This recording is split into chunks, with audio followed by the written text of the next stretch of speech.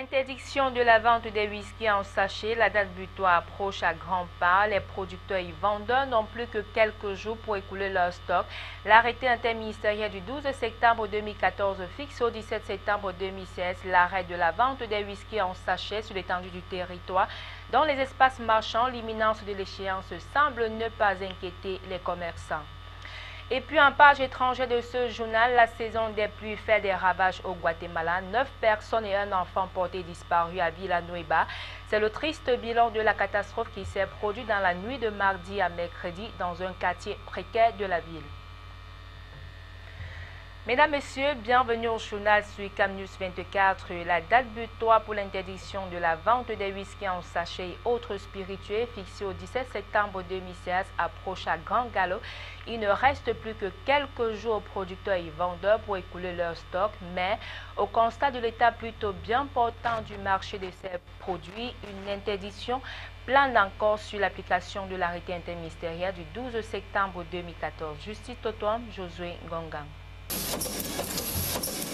Le gouvernement va-t-il appliquer sa décision si on s'en tient à l'arrêté conjointement signé le 12 septembre 2014 par les ministres de la Santé publique, du Commerce et des Mines, de l'Industrie et du Développement technologique?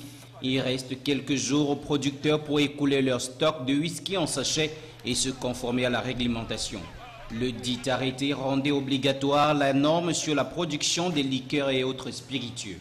Peu avant l'échéance du 17 septembre 2016, concernant l'interdiction de la vente du whisky en sachet, la réalité sur le terrain est tout autre. Dans les espaces marchands de la ville de Douala, par exemple, les whiskies en sachet, il y en a en plusieurs gammes. Du brut au lacté, les tenanciers de boutiques en vendent.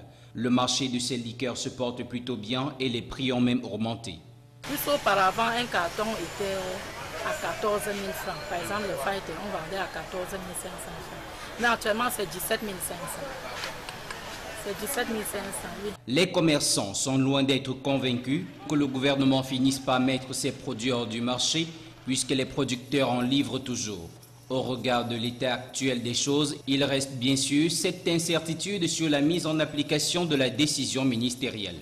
Quant à la consommation de ce produit, il convient de noter que les experts en la matière révèlent qu'en plus de leur forte teneur en alcool, la plupart des marques de whisky en sachet en circulation sur le marché camerounais contiendraient du méthanol, une substance très nocive pour l'homme.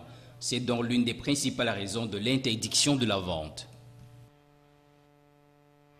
Éducation, rentrée scolaire 2016-2017. Avant de s'envoler ce jeudi 18 septembre 2016 pour la région de l'extrême nord, pour une mission de contrôle de l'effectivité de la rentrée scolaire dans les écoles primaires publiques et privées dans cette partie du pays, la ministre de l'Éducation de base Youssouf Adidja Alim et sa délégation se sont retrouvés mardi 6 septembre 2016 dans le département de la Méfoué-Akono, région du centre Cameroun.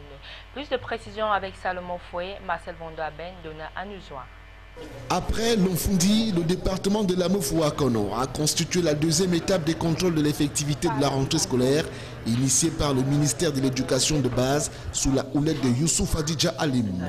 Et c'est par l'arrondissement de Mbankomo, non loin de Yaoundé, que la délégation ministérielle a démarré son périple dans la Méfoué-Akono. Dans l'un des arrondissements de ce département, l'agenda du ministre a prévu et réalisé 3 escales majeures.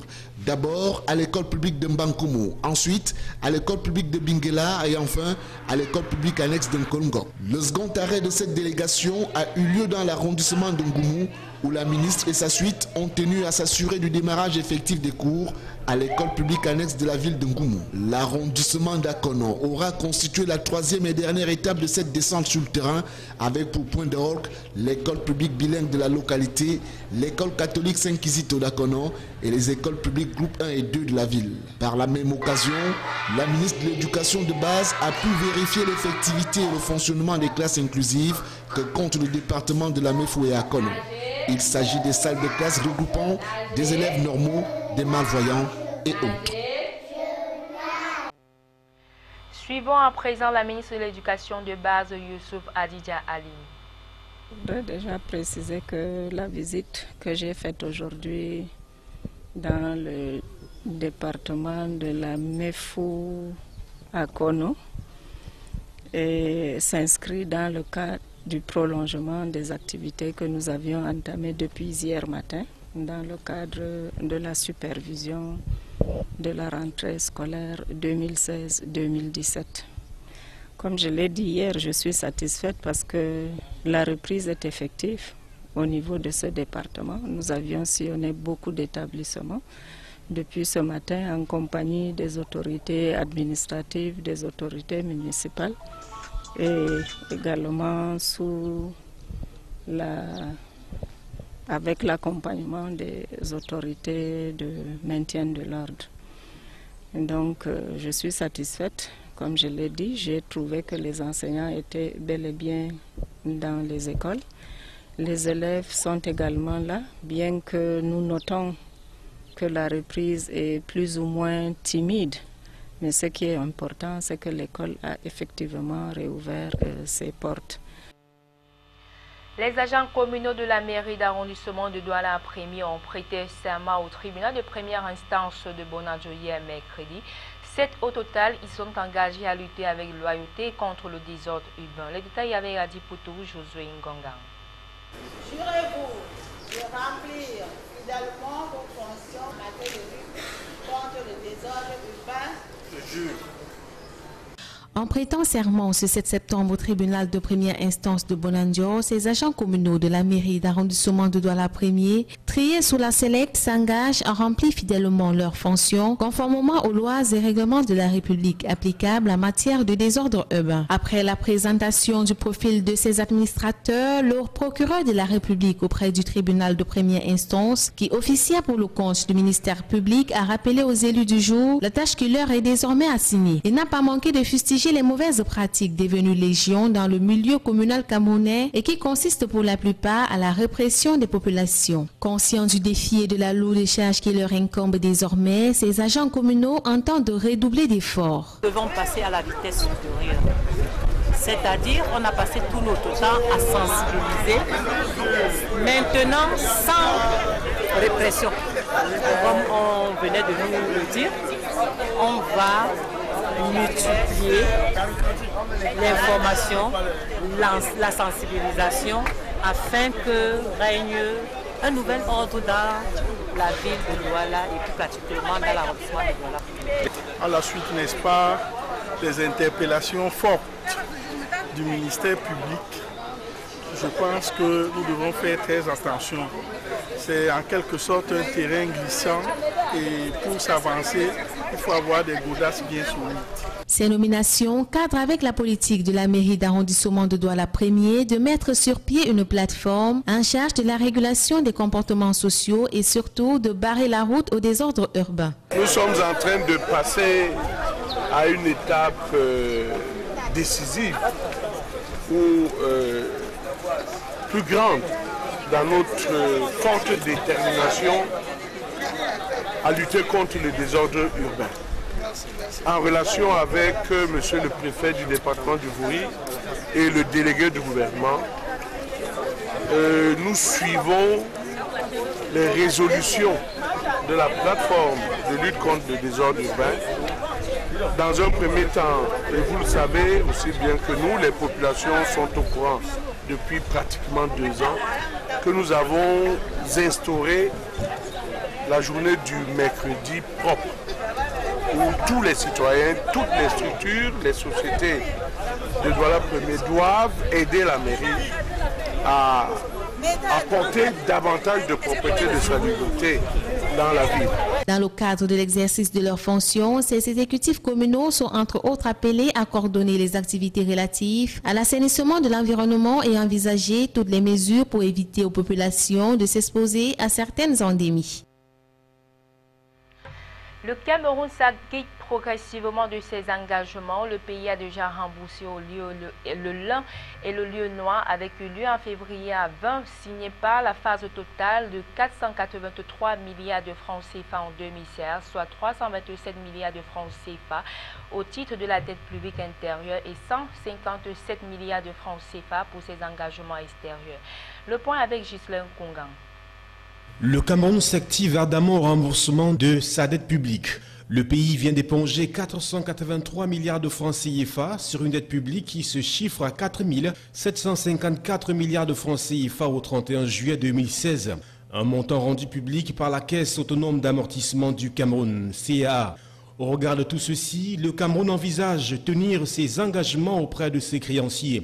Aussi, de janvier à juillet 2016, lors du lancement des activités du Comité national de la dette publique CNDP le 30 août 2016, il ressort que le cumul de la dette publique réglée par l'État s'élève à près de 483 milliards de francs CFA. Il convient de relever de manière précise et détaillée que 157 milliards de francs CFA ont été payés au titre de la dette publique extérieure, soit 32,5% du service cumulé. Pour la dette intérieure, ce sont 327 milliards de francs CFA qui ont été remboursés par l'État du Cameroun. À cela s'ajoute le remboursement du crédit relais d'environ 150 milliards de francs CFA destiné au refinancement de la Société nationale de raffinage du Cameroun Sonara, soit 77,5% du service de la dette cumulée. Pour mémoire, c'est le 10 février 2015 que l'État du Cameroun avait signé une convention de crédit relais avec un consortium de 4 banques camerounaises dont la BGFI Bank en tête, suivie de la Société Générale, Afriland First Bank et EcoBank, d'un montant de 150 milliards de francs CFA. À 2 mois du coup d'envoi de la CAN féminine, la ville de Limbé s'apprête à livrer le reste des infrastructures sportives, notamment les terrains d'entraînement et les voies d'accès au stade, le Centenario Stadium, le Middenfarm Stadium et la route qui mène au grand stade Omnisport sont prêts, tout comme le terrain d'entraînement du stade, même en voie de finition. Nos équipes sont allées toucher du doigt cette réalité. Visite guidée Michel Ateba et Benoît Dormont. Premier arrêt, le Limbé Centenario Stadium. C'est ici que le club local Ndjalakwan Sport Academy, relégué en division régionale cette année, recevait cet adversaire avant que cet espace ne soit transformé. Depuis un an, une entreprise chinoise, avec le financement de l'État du Cameroun, a décidé de métamorphoser l'aire de jeu et les abords. À notre arrivée ici, les responsables ont décidé de nous guider. D'abord les vestiaires. Dans le même compartiment se trouvent les bureaux du personnel du stade. Ici, toilettes, infirmerie et autres s'y trouvent. Ensuite, les tribunes, avec 2000 places assises. Les supporters ne vont pas s'ennuyer. Les toilettes et autres cabines de presse pour les journalistes ont été prises en compte. Calquées sur le modèle standard et aux normes FIFA, l'infrastructure a pris en compte les personnes handicapées. Celles-ci ont été facilitées. L'accès au stade, les tribunes citées plus haut donnent une vue directe sur la pelouse. C'est donc là que vont s'entraîner certaines équipes en vue de la CAN féminine. Pour parer à tout, un générateur dans chaque stade pour tordre le cou aux coupures intempestives d'électricité. Au Middenfarm de Limbé, non loin, c'est presque la même architecture, mais avec une capacité réduite à 1000 places. Ici, les travaux sont pratiquement bouclés et n'attendent plus que d'être livrés. Plus loin, à plusieurs kilomètres de là, le Limbé Omnisport Stadium. Les voies d'accès qui y mènent sont achevées. Parking, barrières, électrification sont en phase terminale. Juste à côté, le petit stade qui servira aussi d'entraînement. Les ouvriers ici s'attellent à faire de leur mieux pour boucler à temps. Off record. Les responsables affirment tous que les délais de livraison sont prévus pour fin septembre et début octobre pour le cas du Sud-Ouest et de Limbé en particulier. Au-delà de nos frontières, la saison des pluies et un nouveau glissement de terrain au Guatemala, les secours ont découvert 9 corps et un enfant est porté disparu à Villanueva. La troisième ville du pays, la boue et la terre ont détruit 9 maisons. La catastrophe s'est produite dans la nuit de mardi à mercredi dans un quartier précaire de la ville. L'état d'urgence et 3 jours de deuil ont été décrétés. La municipalité a demandé au Centre national de prévention des catastrophes de déclarer la zone inhabitable. Le point avec nos confrères de l'AFP. La saison des pluies et un nouveau glissement de terrain meurtrier au Guatemala. Les secours ont découvert 9 corps et un enfant est porté disparu à Villanueva, la troisième plus grande ville du pays. La boue et la terre ont détruit 9 maisons. La catastrophe s'est produite dans la nuit de mardi à mercredi dans un quartier précaire de la ville. L'état d'urgence et 3 jours de deuil ont été décrétés. La municipalité a demandé au Centre national de prévention des catastrophes de déclarer la zone inhabitable. Plus de 90 maisons et 500 personnes devraient être évacuées par mesure de sécurité. Depuis le début de la saison des pluies en mai, on recense plus de 140 catastrophes. C'est ici que nous mettons un thème à cette édition d'information sur Canal 24. Merci à tous de l'avoir suivi.